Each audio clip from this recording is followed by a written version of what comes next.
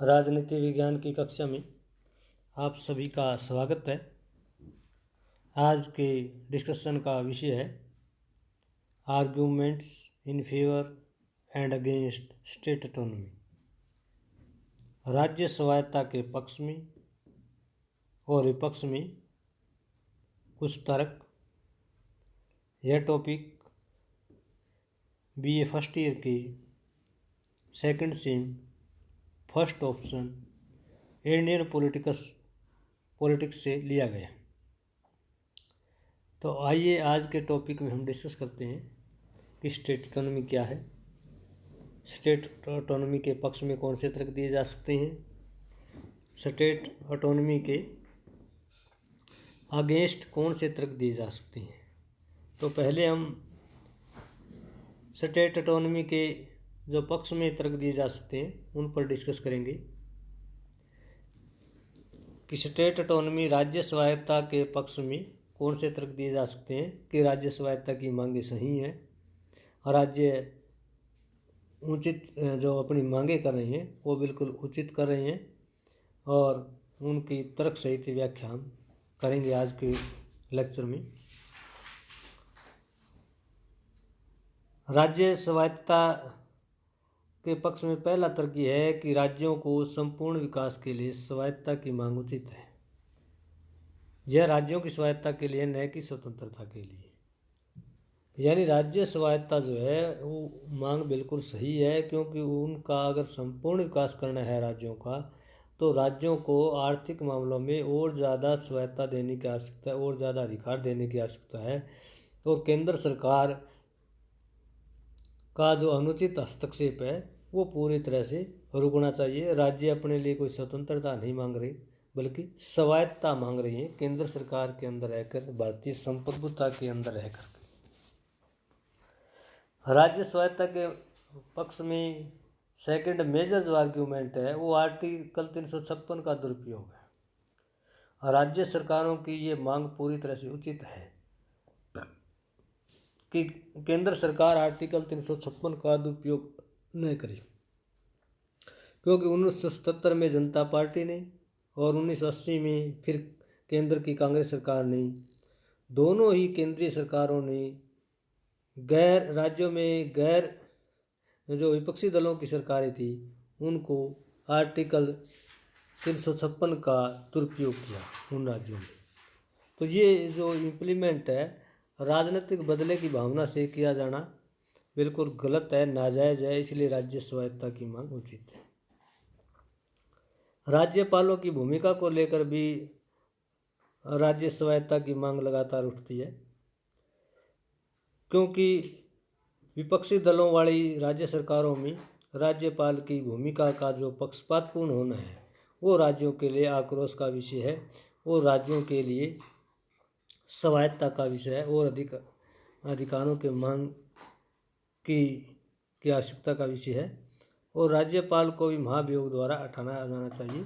ये राज्य जो है इस तरह की मांग करते हैं। राज्य स्वायत्ता के पक्ष में चौथा महत्वपूर्ण तर्क दिया जा सकता है कि राज्य की आय के साधन जो है वो केंद्र की आय सरकार की आय की तुलना में काफ़ी कम है। यानी राज्य सरकारें आर्थिक मामलों में केंद्र सरकार पर निर्भर है। केंद्रीय वित्त आयोग केंद्र और राज्यों के बीच करों का निर्धारण करता है, और राज्यों की जो आय के साधन है वो काफ़ी सीमित है, आय के सोर्सेज कम हैं। कृषि आय से दूसरी जो जुड़ी आय जो है वो प्रमुख राज्यों की आय के साधन है, केंद्र की आय के साधन बहुत ज़्यादा हैं। इसलिए राज्य को अपने योजनाओं को संचालित करने के लिए, अपने राज्य का संपूर्ण विकास करने के लिए वित्तीय मामलों में उन्हें केंद्र सरकार पर आश्रित रहना पड़ता है, और कई बार राजनीतिक प्रतिशोध के आधार पर केंद्र में किसी पार्टी की सरकार होती है और राज्य में किसी अन्य पार्टी की सरकार होती है, तो वहाँ पर भी राज्य सरकारें जो है दोषारोपण करती है केंद्र सरकार पर कि उनको उचित सहायता नहीं दी गई, या किसी राज्य में बाढ़ आ जाती है, अकाल है, महामारी है, कोई प्राकृतिक आपदा है, तो उस दौरान जो है राज्य सरकारें अधिक स्वायत्ता की मांग करती है कि केंद्र सरकार से उन्हें जो ज़रूरत थी उसके अनुरूप वित्तीय सहायता नहीं मिली। राज्य स्वायत्ता के पक्ष में पांचवा तर्क दिया जा सकता है, केंद्र सरकार वित्तीय सहायता प्रदान करने में राज्यों में पक्षपात करती है। तो बहुत सारी राज्य सरकारें समय समय पर केंद्र सरकार पर आरोप लगाती है कि उनके किसी विशेष राज्य को जो वित्तीय सहायता है वो उचित रूप में प्रदान नहीं की गई, जबकि दूसरे राज्यों को ज़्यादा आर्थिक सहायता प्रदान की गई है। तो राज्यों को अपने संपूर्ण ढांचे के विकास के लिए, इंफ्रास्ट्रक्चर को विकसित करने के लिए, योजनाओं को संचालित करने के लिए भारी मात्रा में धन की आवश्यकता होती है। और केंद्र सरकार पर जो है आए दिन राज्य सरकारें इस तरह का आरोप लगाती है, इस तरह की केंद्र सरकार की आलोचना करती है कि वित्तीय सहायता में उनके साथ पक्षपात किया जा रहा है, भेदभाव किया जा रहा है। राज्य स्वायत्ता के पक्ष में छठा महत्वपूर्ण तर्क दिया जा सकता है कि स्वायत्ता प्राप्त होने पर राज्य सरकारें विकास के लिए उत्तरदायी होंगी। यानी वर्तमान समय में राज्य सरकारें जो है राज्यों के आर्थिक, औद्योगिक पिछड़ेपन में या बेरोजगारी, भूखमरी या अन्य बीमारियां या किसी प्रकार से इंफ्रास्ट्रक्चर के ढांचे का विकसित न होने पर वो केंद्र सरकार को दोषी ठहराती है कि केंद्र सरकार ने उस विशेष राज्य के विकास के लिए उचित आर्थिक सहायता उपलब्ध नहीं करवाई है। अगर राज्यों के पास आर्थिक संसाधन पर्याप्त मात्रा में होंगे, आर्थिक सोर्सेज होंगे, तो उस स्थिति में राज्य अपने पिछड़ेपन के लिए स्वयं जिम्मेदार होंगे। इस पर वो केंद्र सरकार पर दोषारोपण नहीं कर सकते। राज्य स्वायत्ता के पक्ष में सातवां महत्वपूर्ण तर्क दिया जा सकता है कि राज्यों की स्थिति वैधानिक क्षेत्र में केंद्र की तुलना में काफ़ी कमज़ोर है। केंद्र को केवल राष्ट्रीय महत्व के विषय ही रखने चाहिए। यानी बहुत सारे राज्यों की समय समय पर मांग रही है। जैसे में पंजाब का आनंदपुर शाही प्रस्ताव है, तमिलनाडु की राजमन्नार समिति है, और जम्मू कश्मीर में कई विपक्षी दलों का जो कॉन्फ्रेंस हुआ उसके जो रिपोर्ट जारी की थी, इन सब में यही दिखाया गया है कि वैधानिक क्षेत्र में राज्यों की स्थिति में केंद्र की तुलना में राज्यों की स्थिति कमज़ोर है। केंद्र को केवल जो है महत्वपूर्ण विषय रखने चाहिए, बाकी विषयों पर कानून निर्माण का अधिकार राज्य सरकारों को होना चाहिए। राज्य स्वायत्ता की मांग का एक प्रबल तर्क ये भी राज्य जो है समय समय पर केंद्र सरकार की आलोचना करते हैं कि ऑल इंडिया सर्विसेज है जो यूपीएससी के माध्यम से जिनकी एडवर्टाइजमेंट की जाती है, स्क्रीनिंग की जाती है, इंटरव्यू किया जाता है, सिलेक्शन किया जाता है, ट्रेनिंग की जाती है, और फिर उसके बाद जो है उन्हें राज्यों में डिप्लॉय किया जाता है, उनकी राज्यों में ड्यूटी लगाई जाती है। तो उन पर जो है केंद्र सरकार का सीधा नियंत्रण है, जबकि वो राज्यों में सेवाएं दे रहे हैं तो राज्य सरकार का प्रशासनिक अधिकारियों पर सीधा नियंत्रण होना चाहिए। तो ये राज्य स्वायत्ता के पक्ष में तर्क दिया जा सकता है। राज्य स्वायत्ता के पक्ष में एक महत्वपूर्ण तर्क है संविधान संशोधन में राज्यों की नाम मात्र की भूमिका। यानी संविधान संशोधन में राज्यों की भूमिका जो है नाम मात्र है। इसको लेकर राज्य समय समय पर मूवमेंट करते हैं, समय समय पर जो है इस तरह के आरोप जो है केंद्र सरकार पर लगाते हैं कि राज्यों की जो भूमिका है संविधान संशोधन में वो बिल्कुल ही नामात्र की है, बिल्कुल सीमित है। क्योंकि संविधान का बिल्कुल जो रिजिड पार्ट है, बिल्कुल कठोर भाग है, जिसमें संशोधन करने के लिए संसद के विशेष बहुमत के साथ साथ आधे राज्य विधानमंडलों की स्वीकृति का होना अनिवार्य है, उसी पार्ट में केवल राज्यों की भूमिका है। बाकी कॉन्स्टिट्यूशनल अमेंडमेंट में राज्यों की कोई भूमिका नहीं है, और वहाँ पर भी केवल आधे राज्य विधानमंडल, यानी भारत में 28 राज्य है तो 14 राज्यों की स्वीकृति आवश्यक है, पूरे 28 राज्यों की स्वीकृति अनिवार्य नहीं है। राज्य स्वायत्ता के पक्ष में एक अन्य महत्वपूर्ण तर्क दिया जाता है कि राज्यों की सहमति के बिना राज्यों की सीमाओं और नामों में परिवर्तन नहीं किया जाए। समय समय पर राज्य सरकारें राज्य स्वायत्ता के लिए इसलिए मांगे करती हैं कि केंद्र सरकार जो है जब चाहे एक राज्य के 2 राज्य या उनके क्षेत्रों में किसी प्रकार का परिवर्तन कर देती है।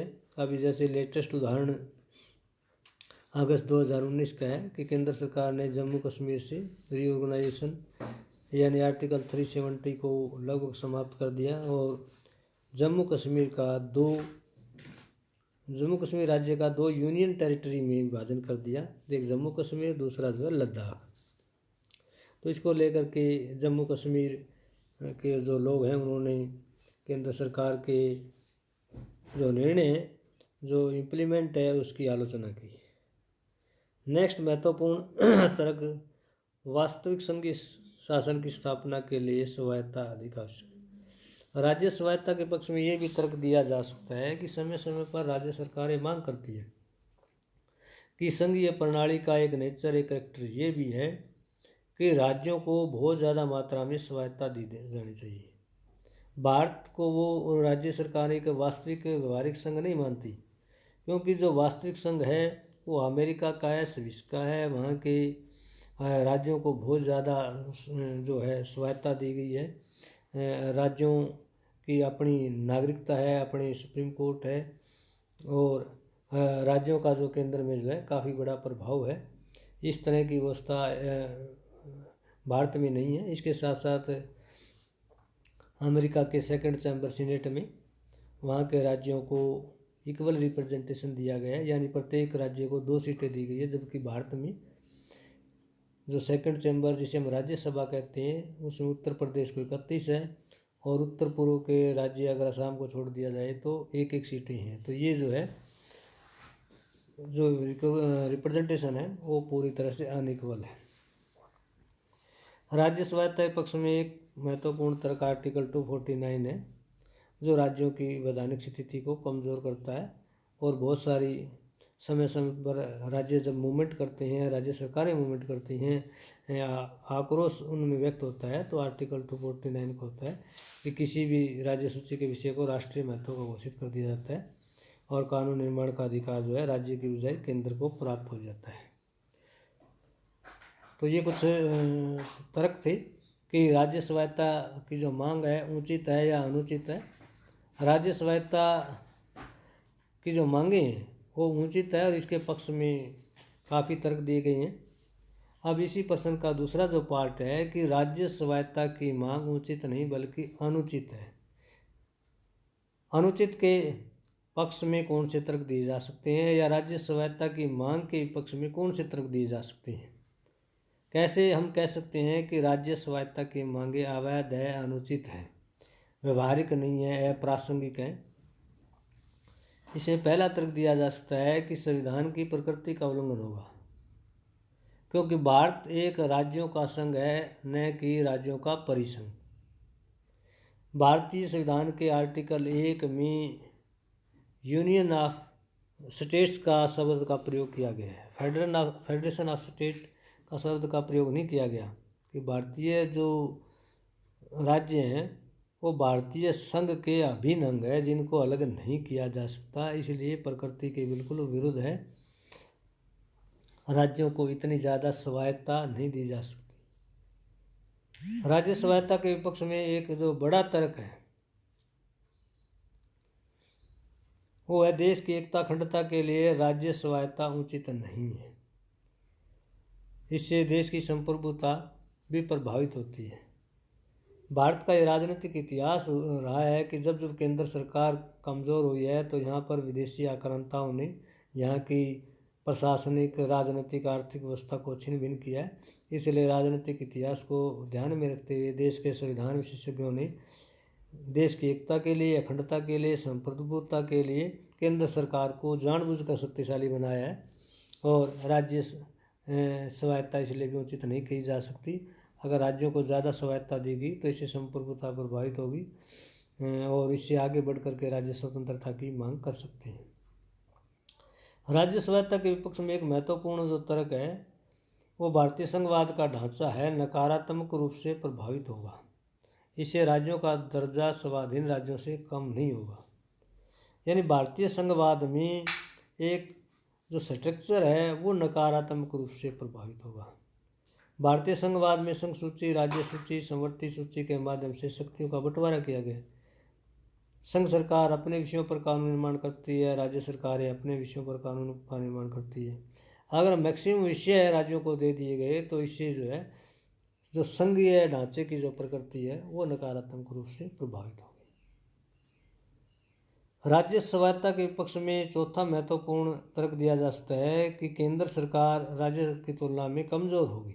अगर राज्यों को ज़्यादा स्वायत्ता दी गई तो केंद्र सरकार कमज़ोर हो जाएगी और देश की सुरक्षा व्यवस्था के लिए गंभीर चुनौती होगी। इसलिए जानबूझ करके केंद्र सरकार को शक्तिशाली बनाया गया है। केंद्र सरकार के कानून राज्य सरकारों के कानून पर प्रभावशाली इम्पैक्ट रखते हैं। राज्य स्वायत्ता के पक्ष में एक बड़ा तर्क दिया जा सकता है राज्यपाल के पद का, कि राज्यों में राज्यपाल के पद को लेकर के समय समय पर राज्य सरकारें मांग करती हैं। इससे क्या है कि राज्यपाल पद निरर्थक हो जाएगा और मुख्यमंत्री तानाशाह हो सकते हैं। राज्यपाल राज्य का संवैधानिक अध्यक्ष है और वो ये देखता है, सुपरविजन करता है कि वहाँ का मुख्यमंत्री ऑटोक्रेट तो नहीं है, संविधान के नियमों का उल्लंघन तो नहीं कर रहा है, और इसकी रिपोर्ट तो राष्ट्रपति को सेंड करता है। इसीलिए राज्यों में व्यक्तिगत स्वतंत्रता इससे नष्ट हो सकती है। तो राज्यपाल की अपॉइंटमेंट उसका जो है वो राज्यों में बहुत ज़रूरी है। राज्य स्वायत्ता के पक्ष में एक बड़ा तर्क दिया जा सकता है कि क्षेत्रीय दलों की संकीर्णता। अगर राज्यों को और ज़्यादा स्वायत्ता देगी तो राज्य जो है अपने अपने क्षेत्र के लिए लड़ने लग जाएंगे। सन ऑफ सोइल थ्योरी होगा, क्षेत्रवाद बढ़ेगा। कोई भी देश की राष्ट्र की बात नहीं करेगा। राष्ट्र की एकता, अखंडता, राष्ट्र के प्रति श्रद्धा, राष्ट्र के विकास, राष्ट्र के कल्याण को लेकर के राज्य जो है पूरी तरह से उदासीन होंगे और अपने स्थानीय प्रादेशिक हितों की ओर ही ध्यान देंगे। तो इससे राष्ट्रीय हितों की अनदेखी होगी। राज्य स्वायत्ता के पक्ष में एक बड़ा तर्क दिया जा सकता है कि राज्यों को ज़्यादा स्वायत्ता देगी तो हमारी विदेश नीति कमज़ोर होगी और अंतर्राष्ट्रीय स्तर पर देश की कमज़ोर छवि जो है वो दिखाई देगी। इसीलिए राज्यों को ज़्यादा स्वायत्ता नहीं दी जा सकती, चाहे वो आर्थिक मामले हो या वैधानिक मामले हो, वित्तीय मामले हो या प्रशासनिक मामले। राज्य स्वायत्ता के पक्ष में एक बड़ा जो तर्क है वो राष्ट्रीय भाषा का है। अगर राज्यों को ज़्यादा स्वायत्ता देगी तो प्रत्येक राज्य पूरी तरह से राष्ट्रीय भाषा को लेकर के विरोध करेगा। अपनी भाषा, अपनी लिपि, अपनी संस्कृति को अधिमान देने के साथ साथ जो है राष्ट्रीय भाषा के प्रति वो पूरी तरह से उदासीन होगा, उसका विरोध करेगा और भाषा की जो समस्या और अधिक जटिल हो जाएगी, क्योंकि जो क्षेत्र हैं या जो राज्य हैं वो भाषा के आधार पर एक भारतीय संघ को किसी प्रकार की चुनौती दे सकते हैं। राज्य स्वायत्ता के पक्ष में नौवां महत्वपूर्ण तर्क है कि राज्यों को ज़्यादा स्वायत्ता दी तो उसमें क्षेत्रवाद की भावना ही बलवती होगी। क्षेत्रवाद उसमें ज़्यादा हावी हो जाएगा। राज्य अपने स्थानीय और प्रादेशिक हितों तक ही सीमित रहेंगी। जो राष्ट्र के प्रति त्याग की, समर्पण की, निष्ठा की, श्रद्धा की भावना है वो पूरी तरह से कमज़ोर होगी। इसलिए राज्य स्वायत्ता की मांग के पक्ष में ये तर्क दिया जा सकता है। राज्य स्वायत्ता की मांग के पक्ष में एक बड़ा तर्क दिया जा सकता है ऑल इंडिया सर्विसेज को लेकर के, कि इस पर जो है राज्य सरकारें उत्पीड़न कर सकती है। ऑल इंडिया सर्विसेज में जितने अधिकारी हैं उनकी यूपीएससी एडवर्टाइजमेंट, रिक्रूटमेंट, ट्रेनिंग करता है और इनको राज्यों में सेवा में लगाया जाता है। अगर ये सीधा राज्य सरकार के नियंत्रण में आए तो राज्य सरकार अपनी मन मर्जी से इन पर अपने रूल रेगुलेशन ला सकती है और इन अधिकारियों का उत्पीड़न हो सकता है। इसलिए राज्य स्वायत्ता के विपक्ष में ये तर्क दिया जा सकता है। तो आज के हमारे जो लेक्चर का जो विषय था कि राज्य स्वायत्ता क्या है, राज्य स्वायत्ता किसे कहेंगे, राज्य स्वायत्ता के पक्ष में कौन से तर्क दिए जा सकते हैं, क्यों राज्य स्वायत्ता राज्यों के लिए ज़रूरी है, राज्यों को क्यों और अधिकार चाहिए, क्यों राज्यों को और अधिक स्वतंत्रता चाहिए, क्यों राज्यों को केंद्र सरकार के निर्बाध गति से प्रभावित, केंद्र सरकार के निर्णय से प्रभावित हुए बिना राज्य अपने निर्धारित क्षेत्र में कार्य करे, तो उसके पक्ष में काफ़ी तर्क दिए गए। दूसरा महत्वपूर्ण ये था कि राज्य सरकारों की जो स्वायत्ता की मांग है वो पूरी तरह से अनुचित है। राज्य स्वायत्ता के पक्ष में तर्क दिए जा सकते हैं कि राज्यों को और ज़्यादा स्वायत्ता देगी, चाहे वो आर्थिक मामले हो, प्रशासनिक मामले हो, वैधानिक मामले हो, वित्तीय मामले हो, तो इससे देश की संप्रभुता, एकता, अखंडता, सुरक्षा बुरी तरह से प्रभावित होगी। क्योंकि भारत में अमेरिका की तरह वो राजनीतिक ढांचा विकसित नहीं हुआ है, शिक्षा का विकास नहीं हुआ है, उस तरह की जो अमेरिकन जो व्यवस्था है वो भारत पर लागू नहीं की जा सकती। और भारतीय संविधान के अनुच्छेद 1 में फेडरेशन ऑफ स्टेट्स नहीं बल्कि यूनियन ऑफ स्टेट्स शब्द का उपयोग किया है, क्योंकि भारत एक राज्यों का संघ नहीं बल्कि राज्यों का संग्रह ही है। और राज्य जो है या स्थान जो संघ की इकाइयाँ हैं वो राज्यों से केंद्र से अलग नहीं हो सकती, संघ से अलग नहीं हो सकती। राज्य स्वायत्ता के पक्ष में ये भी तर्क दिया जा सकता है कि इससे क्षेत्रवाद को बढ़ावा मिलेगा और क्षेत्रीय भाषा, क्षेत्रीय संस्कृति को ध्यान में रखते हुए राज्य सरकारें जो है वो राष्ट्रवाद की भावना से पूरी तरह से दरकिनार दिखाई देंगे। राष्ट्र के प्रति श्रद्धा निष्ठा का अभाव होगा और राष्ट्रवाद की भावना पूरी तरह से कमज़ोर होगी। इसलिए भी राज्य स्वायत्ता के विपक्ष में तर्क दिया जा सकता है। तो आज का हमारा ये लेक्चर राज्य स्वायत्ता क्या है, राज्य स्वायत्ता के पक्ष में कौन से तर्क दिए जा सकते हैं, विपक्ष में कौन से तर्क दिए जा सकते हैं, यही समाप्त होता है। आप सबका धन्यवाद।